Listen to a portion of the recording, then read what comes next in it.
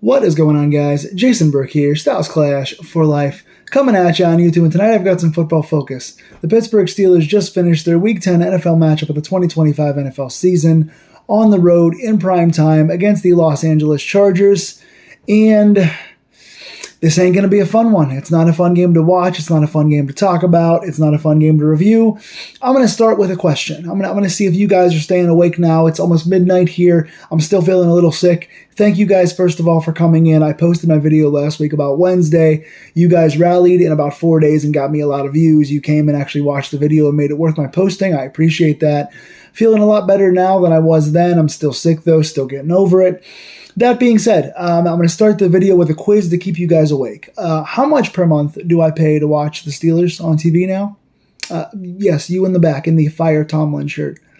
That's right, $105 a month. $105 a month to watch this team play like this. The final score of this game was 25-10, and it was not as close as it sounds. The score when the game was in doubt was 25-3.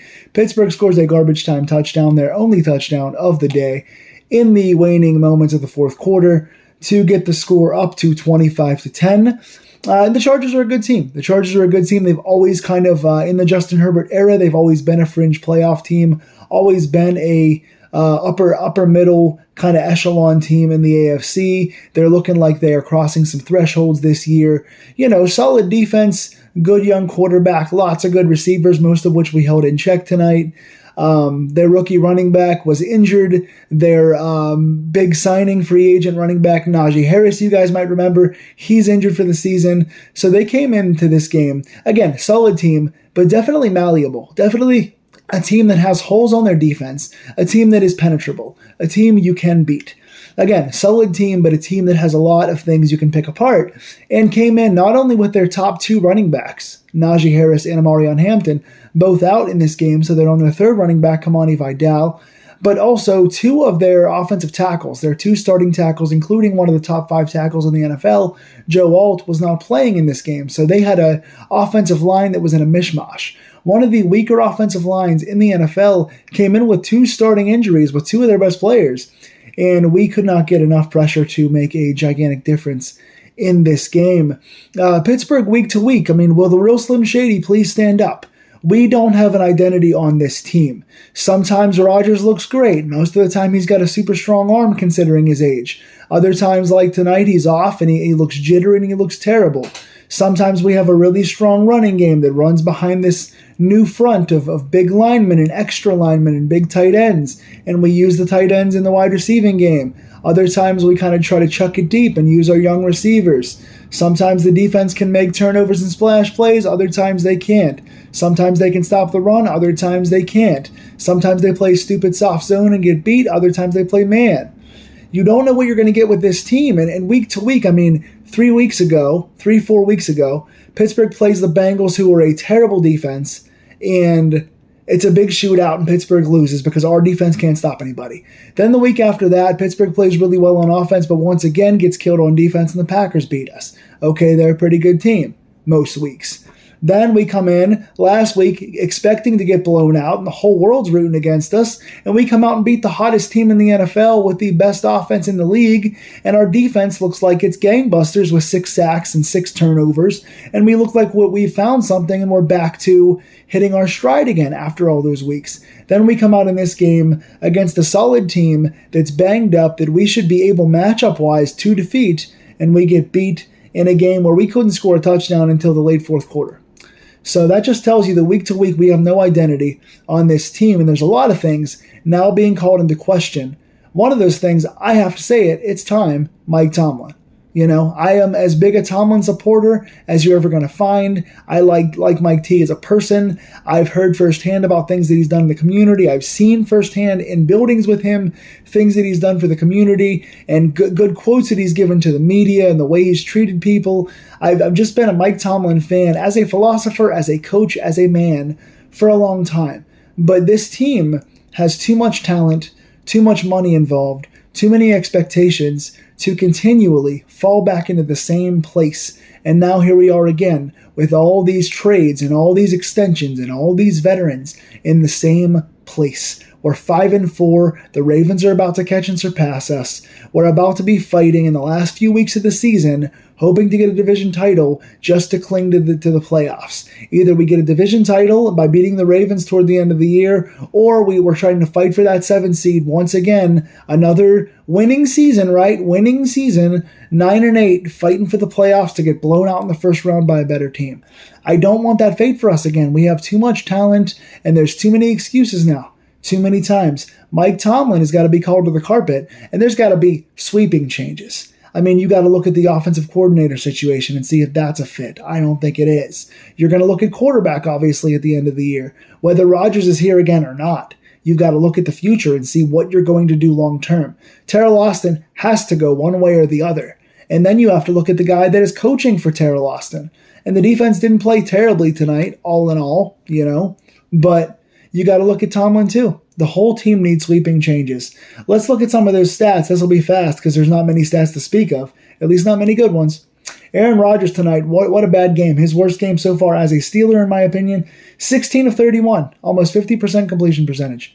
16 of 31, 161 yards. 1 touchdown, 2 picks. The first interception was a very bad pass. Rodgers just sailed it. He overthrew it. He overthrew a ton of balls tonight. Wasn't looking at great coverage, sailed the ball. It was what it was. The other one was a flat drop by Calvin Austin.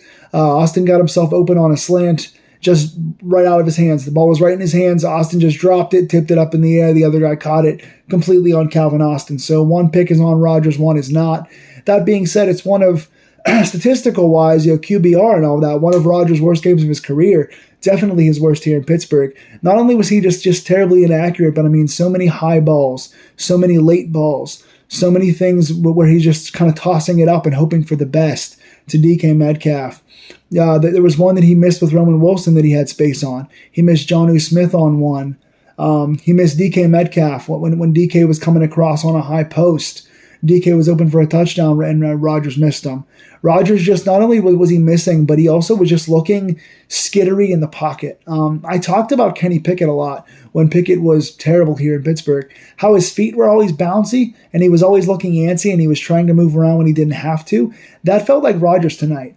And now I'm not going to give the offensive line a pass, because it wasn't like they were amazing or anything. They did give Jaylen Warren 5 yards a carry, help him out with 5 yards a carry. And Rodgers was sacked, I think, a couple times, 2 or 3 times tonight. But most of those plays were on Rodgers. Rodgers holding the ball too long, Rodgers trying to get outside a little too early, Rodgers kind of trying to abort the mission, Rodgers getting happy feet a little too much where he's on his back foot, Rodgers stepping up into the pocket in kind of the same formulaic way where they even talked about it on NBC. Collinsworth pointed out that the defenders would kind of start outside and loop inside because Rodgers would go in the same pattern every time, stepping up into the pocket. And granted, the line wasn't giving him a ton of time or a clean pocket, but I think it was a decent job by the line tonight. Rodgers could have gotten rid of some of those balls earlier. He just looked very skittery. His arm and his feet did not look great to me. And for someone that's a veteran like Rodgers, one of the best to ever do it, you don't expect that. Big negative there. Positive today, probably the single biggest offensive game ball goes to Jaylen Warren. No surprise there. He's always good. 14 carries for 70 yards. That's 5 yards a carry. Behind the line, they played without Isaac Seumalo tonight. Seumalo, like I mentioned last week, Seumalo not playing means that Spencer Anderson gets the start, which takes Spencer Anderson out of the extra kind of tackle position and brings him back inside to Seumalo's spot, which then changes the offensive alignment and changes everyone's assignments. They tried to use Andrus Peat a little bit. They used a couple different guys in there to try and do that. Pete played inside a little bit, kicking Anderson outside, but it wasn't quite the same. Didn't create the same opportunities. But did get, again, 70 yards for Warren, plus I think 24 receiving as well. So a good day for Jaylen Warren, lots of broken tackles. Receiving-wise, 35 yards is the high tonight. 2 guys shared that. Roman Wilson gets top billing here, 2 catches, 35 yards, because he got the only touchdown. Garbage time, mid to late fourth quarter, Roman Wilson gets open there, does a nice outside-in move, gets kind of inside on the inside post, makes a catch, gets past the defender, splits the guys, breaks a tackle in the end zone, gets a touchdown. 2 for 35 and a touchdown for Wilson tonight. Good to see him get a touchdown on the board and get like one of the longest offensive plays of the night, even though the bar is low and that's not saying much. After Wilson's big fumble last week, it's good to see Rodgers give the guy an opportunity, and Wilson to go get his touchdown. DK Metcalf also had 2 catches for 35 yards. It's not enough. It's not enough. It might be enough for Roman Wilson, who only gets 3 targets tonight. It's not enough for DK Metcalf, who's your star. And I know, again, DK Metcalf was open on a post route that would have been a touchdown if Rodgers hit him. And I know one of the targets in the end zone was a ball that was uncatchable.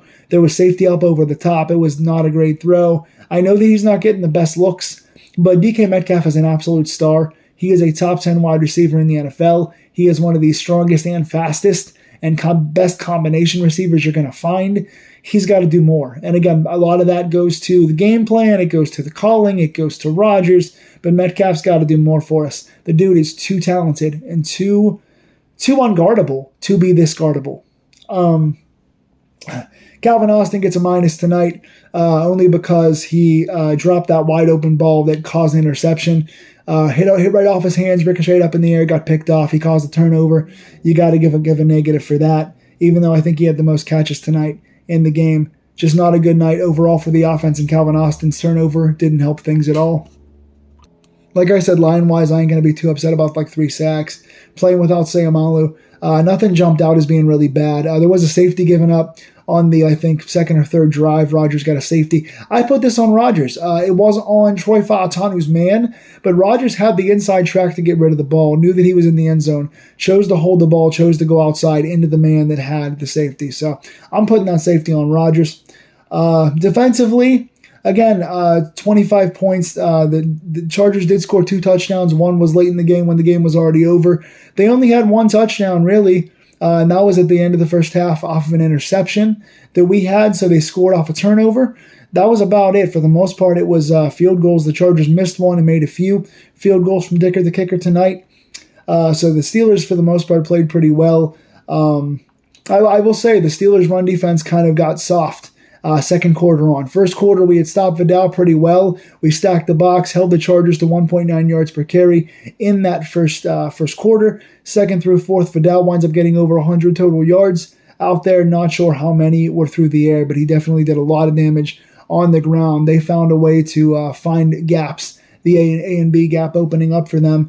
Also using the middle of the field. Our outside guys, outside defenders, JPJ, Slay till he got hurt, played pretty well. And then they found a way to get to the middle of the field and just kind of victimize us. Loud McConkey was their big receiver, only one over 100. One was a wide open seam play on a touchdown where McConkey just completely destroyed, who was it? Brandon Eccles. And then the second play was Eccles had good coverage. McConkey got the catch in a tight window. Eccles missed the tackle, and McConkey goes 65, 70 yards on his second big play. So 2 big plays out of the offense in the pass game, and then Vidal played pretty well in the run game.